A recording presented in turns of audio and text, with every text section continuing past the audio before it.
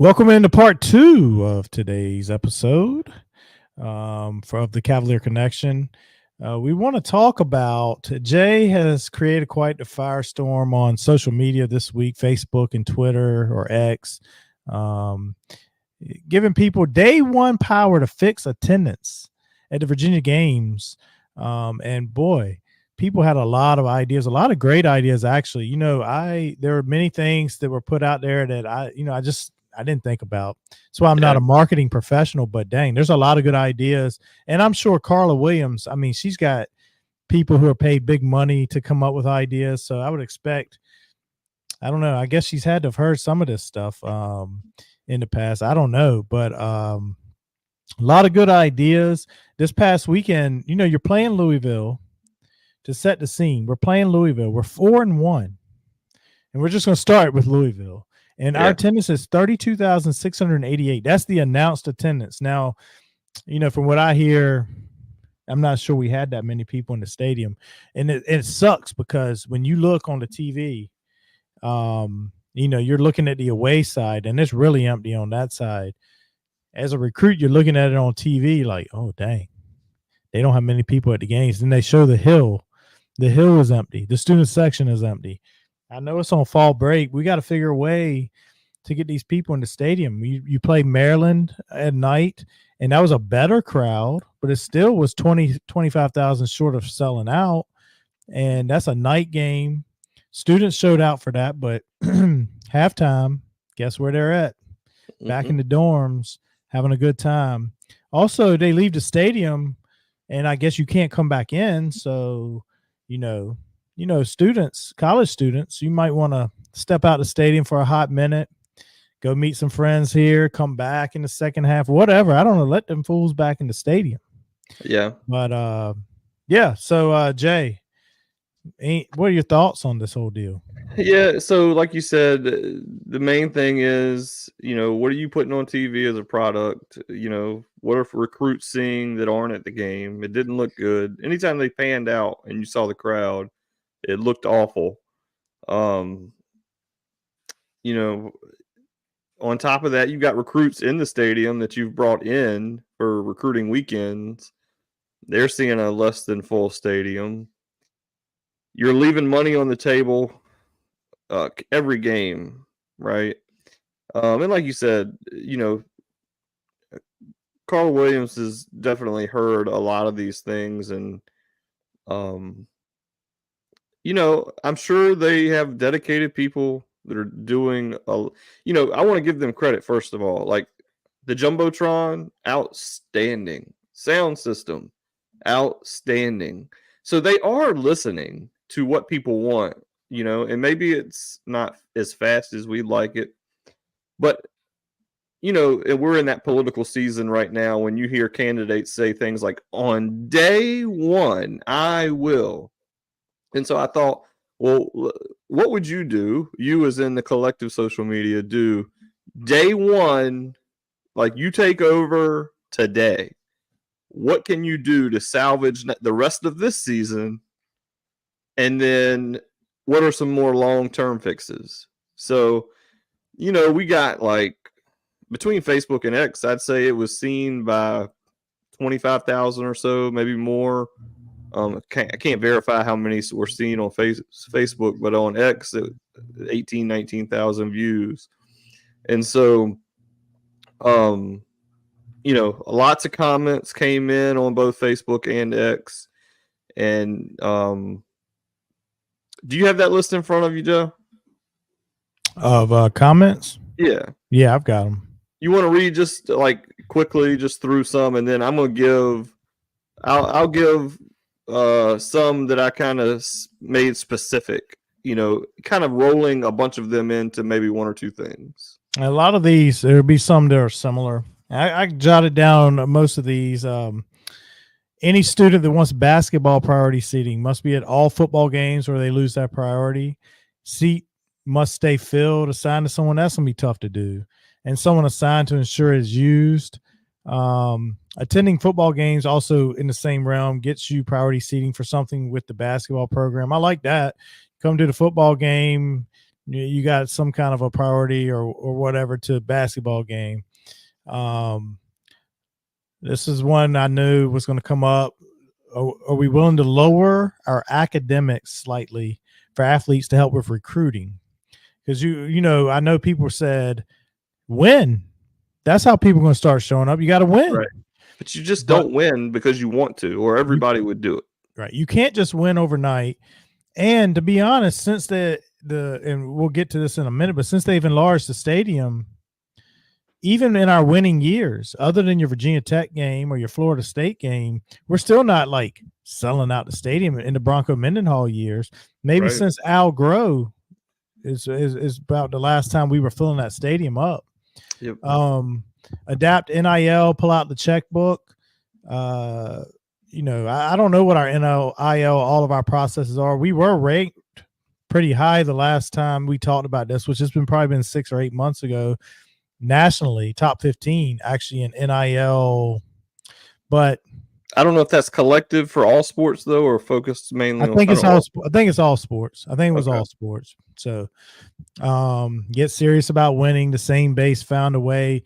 The same group of people they're saying found a way in baseball and in basketball. Why can't we figure it out in football?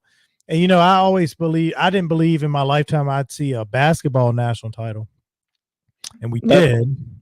And we did. And I never believed I'd see a football national title, but seeing the basketball national title, I believe has folks like myself say, and now we have a 12-team playoff. If we could find a way to get in, like, you never know. Right. I really like this and invest in the experience. Better seating, parking, atmosphere, create unique experiences, collabs with like local areas, hotels. Hotels are tough. I think I saw somebody put on there, there's nowhere to stay. Yeah. And it's true. If for night games in Charlottesville, the places they're full.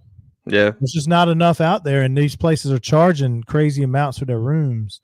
And atmosphere though, Virginia's a old school stadium. There's some coolness to it, but at the same time, there's, the concession stand situation, which has improved from last year. Carla's definitely listened to that, but I still read a lot of comments like, one of our friends in the media went down to get popcorn. Oh yeah, I saw that. And in the second quarter, and they were sold out of popcorn in the second quarter of a game that you had 32,000 people at. Right. How does that happen? Right. No, that's true. 32,000 people, and you weren't prepared. Yeah, that you're not prepared. Correct. Yeah. But even just some, there's. I don't know. The fan experience, around the stadium, the tailgating, there's good tailgates, but, I believe you go to probably some of these big SEC schools, the school is putting on some stuff. I don't think you were at the first game I ever went to at Virginia, and I thought this was great as a kid. But UVA had some little stuff going on around the stadium for kids. And one of which was, this tells how old it is, throwing a football through a tire. And you get 3. I made all 3 of my throws, and I won a T-shirt. Wow. But you remember that. What's that? But you remember that. I remember that. And so memorable experiences, we can upgrade to 2024, but that Virginia can put on for families. You got to get the kids in the seats, which we'll talk about in a second. Yeah. Making it cheaper. Prioritize butts and seats over maximizing money from hardcore fans. The ticket pricing is unreasonable for priority seats. We know this. Jay, we've had season tickets. We had the season tickets before they started charging these fees just to be able to buy the tickets. And now I can't afford to sit in the seats that I sat in as a teenager, that I could afford as a teenager. Right. And so, when we've gotten our tickets, I've gone as far over as I can get without donating a dime.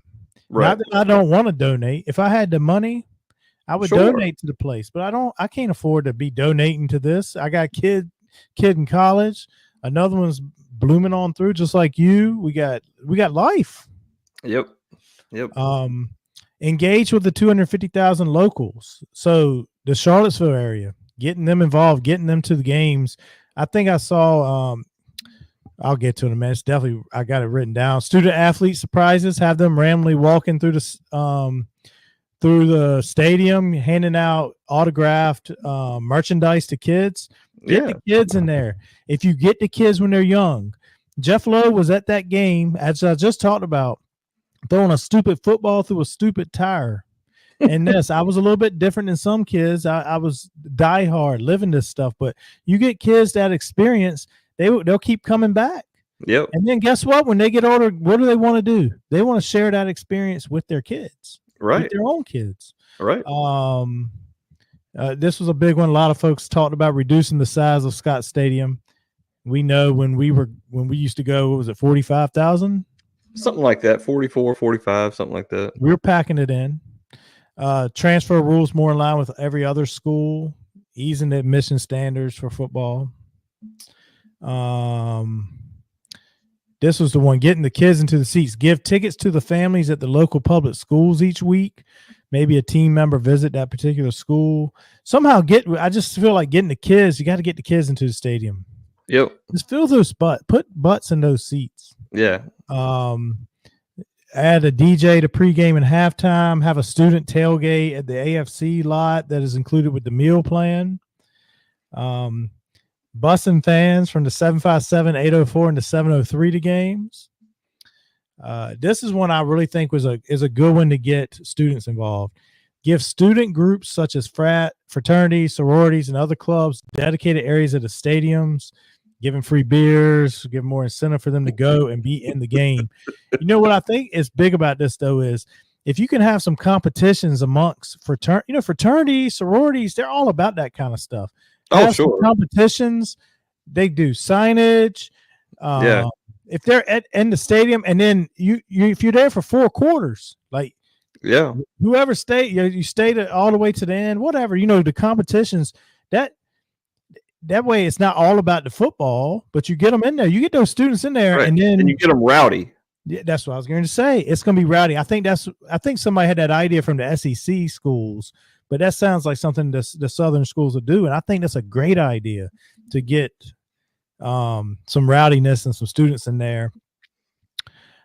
Children get in for free or cheaper, like baseball does. Buy 2, get 1 free tickets. Parking garages closer to the stadium. This is an easy one. Hire a Hall of Fame coach. I'm sure Nick Saban's chomping at the bit to come to Charlottesville. Yeah. Another one, once again, with students having a dorm contest, like a 12th man each home game.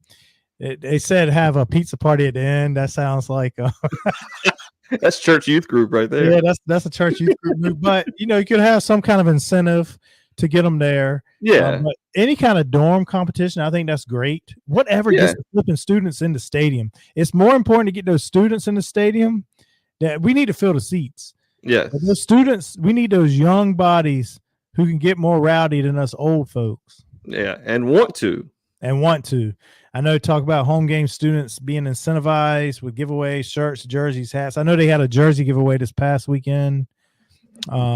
Better seating, let people back in after halftime, game day experience inside and out, music in the parking lots, food trucks and vendors, TVs everywhere, and gathering areas. So that's kind of a gist of everything that we have responses to. All right, so what I did was I kind of boiled these down and combined things and then put my own little spin on some of them. I got a list of 5 things today that I think you could start to do anyway, and then 5 longer term. So I'll give you one, and then you tell me what you think. All right, short term first. Number 1, first thing I'm going to do if I'm the AD tomorrow, I'm going to make the most expensive stadium seat $25, and the rest will feed down to where the upper deck corners are $5. Now, you're going to get some complaints, right? Because people have already bought some of those seats at a much higher price.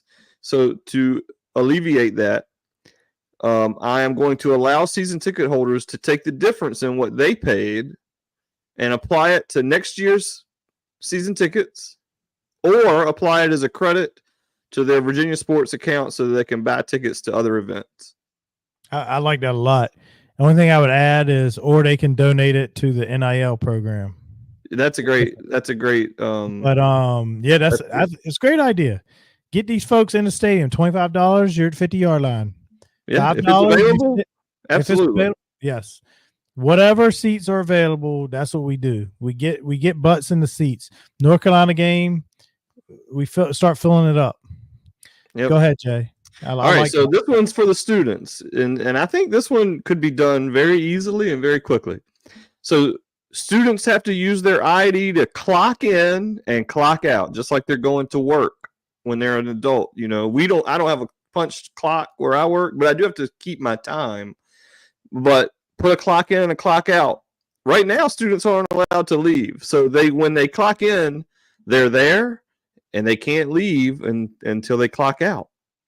And if they don't clock out, that means they lose the attendance like thing. So you clock in, you clock out. For students who attend and stay the entire game, for all remaining games, get some type of priority for basketball tickets.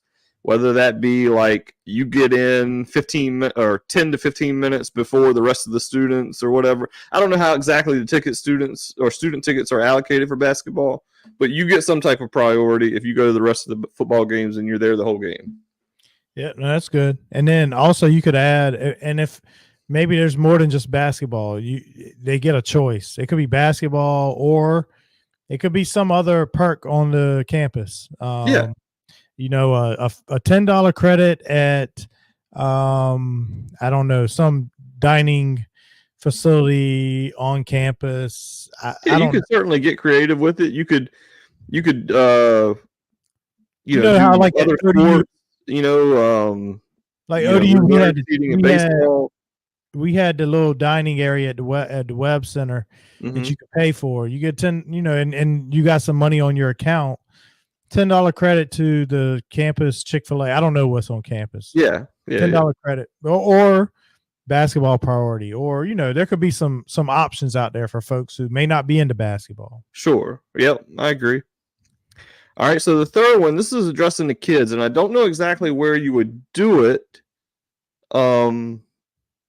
But create a kid zone inside the gates where there are activities such as passing targets, so like your tire or whatever, probably wouldn't be a tire in today's world, but a dunk booth, a timed shuttle run where you have the times of some UVA athletes as times to beat.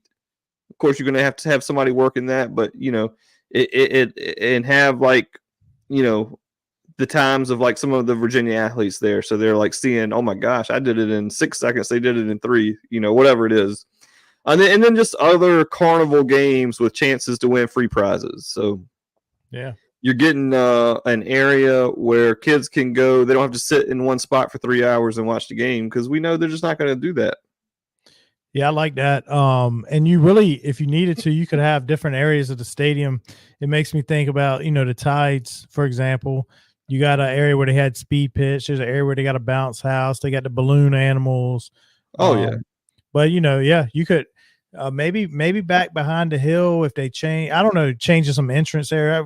This is an immediate one, so I'm not sure they do it immediately, but definitely it's a good idea. Just got to figure out where you can put that at. Right. Number 4, this one is probably the easiest to implement besides the changing of the ticket prices. Increase the food options and staffing for food immediately. Like you just can't have people at a football game wanting to not miss the game. And they can't even get a thing of popcorn in the second quarter because you're sold out. That's just unacceptable.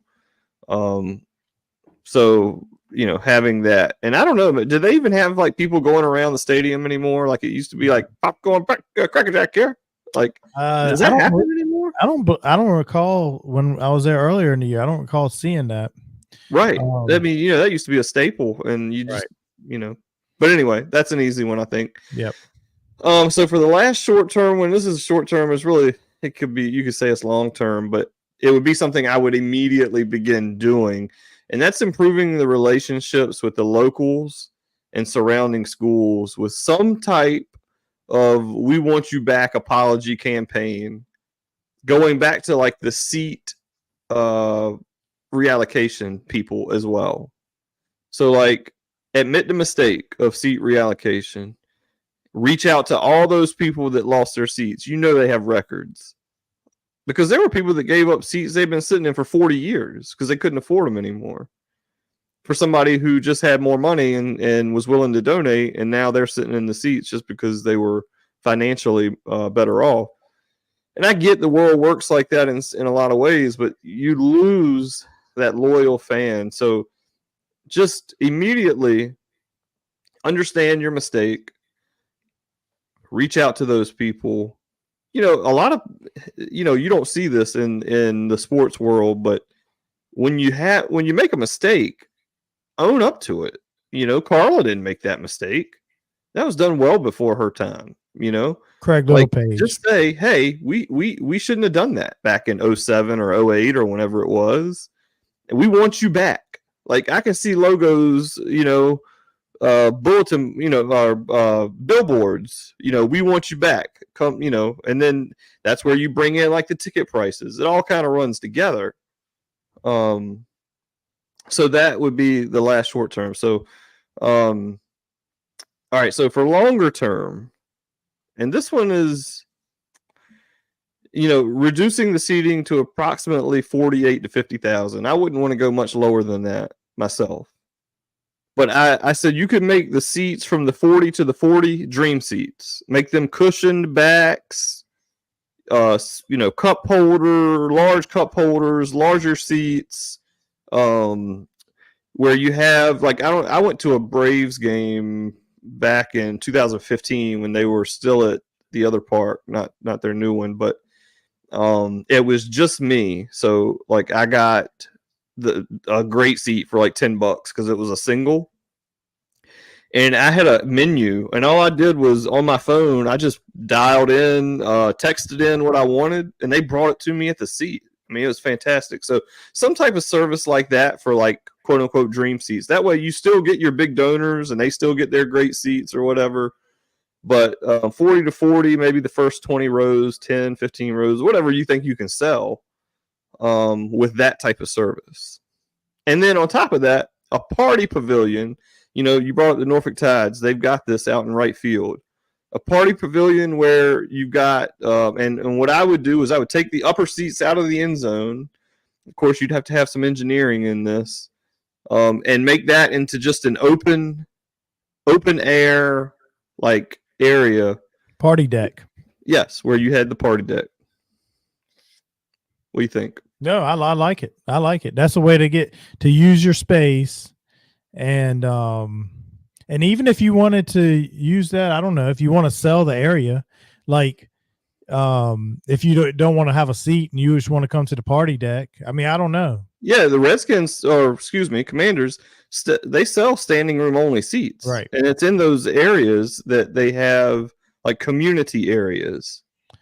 So you can have a standing only community party deck spot. And you could sell sponsorship to that, like the Kroger party deck or whatever you want to, whatever. Or if you have a seat, you can utilize the party deck. Yeah. No, I went to a William and Mary basketball game, and in one of the ends of the court, they've got recliners, like lazy boys, and then they got a bar with like high-end food choices, and anybody can go over there. It's first come, first serve. Once it's almost like a club. Like they've got a guy working the gate. When somebody leaves, you can go in, that type of thing. Right. But so that would be one. And this is not on the list, Jeff. But I had a crazy idea. I don't know if you saw me put it on. Like in that end zone, this would take a total restructuring of the stadium seats. But if you could make that seating into the V and the Sabres. Oh, yeah. So imagine every seat filled and you're going towards that end zone and the fans are in the V and the Sabres and the way that the seats are actually designed. How cool would that be? And if you buy those seats, you get a shirt. Yes, a certain zone. The color has to match the orange and the V for the V. And then your sword, if you want to go white or blue or whatever for the Sabres. Yeah. Cross, yeah.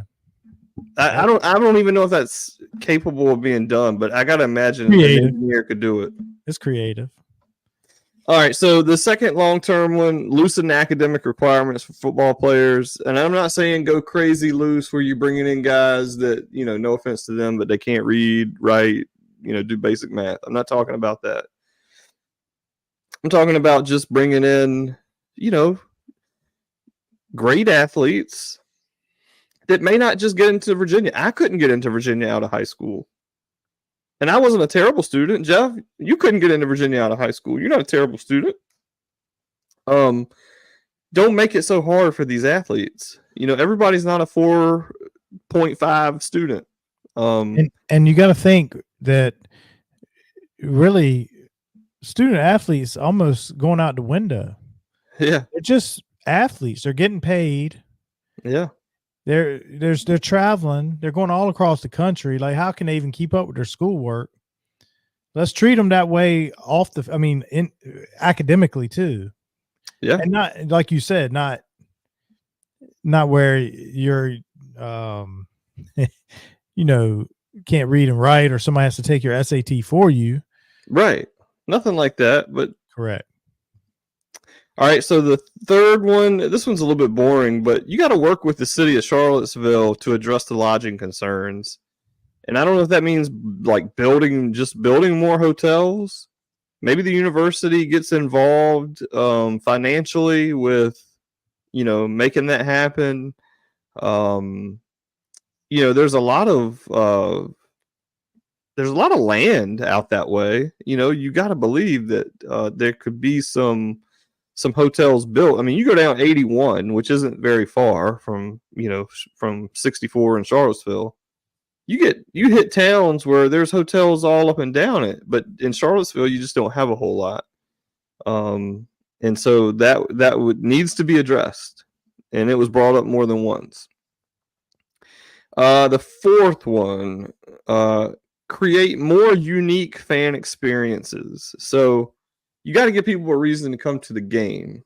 And now I'm not saying, I couldn't afford to do this, but USC, the Trojans, I don't know if you saw this, Joe. Yeah, I saw it. Yeah, you can pay $1,500 to run out of the tunnel with the team. Because the Penn State fan paid the $1,500 to run out with USC. Yeah, with Penn State gear on. Yeah. Yes. Yeah, it's incredible. But things, it don't even have to be that. Like, I don't know what the SEC schools are doing. Study it, though. Carla should know. She came from Georgia. But, look at what they're doing to create these atmospheres and these unique experiences. You might not get to run out of the tunnel, but maybe you create a virtual reality experience. And you have, a VR place set up where you do get to experience it just through the lens of the virtual reality or something. I mean, there's just all kinds of things. People want technology. They want entertainment. And the football, is great. And they want a party. The guys at Coastal Carolina told us they have a party and then a football game breaks out. Yep. It's all, you got to make it that party atmosphere, and it needs to be some unique to Virginia. So, and then the last one, and this one sounds so simple: just win. Just win, baby. Right? Just win, baby. Al Davis. No, but so how can you do that? First, look at who you're scheduling. Let's schedule some winnable non-conference games. Let's make sure we're playing, and you're not going to win all these, but let's make sure we're playing the Old Dominions. I want to play the JMU. I want to play the Liberty. Because I like the in-state rivals, but play East Carolina, play Charlotte, play some of these other schools that are close, and regional. I love the regional games, so make sure you're doing that.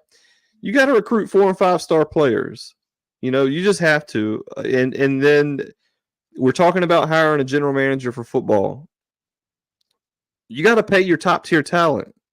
I mean, you just have to do that. So whatever that going rate is, just understand that's what it's going to cost. And Virginia has the donors to do that. I firmly believe that. Look at the football facility they just built. You're telling me that they don't have money to pay for some players? You're telling me if if they said, hey, if you just we can get the best quarterback in the country for $1 million a year, 2 million, whatever it is. Some guy out there wouldn't say, that's all?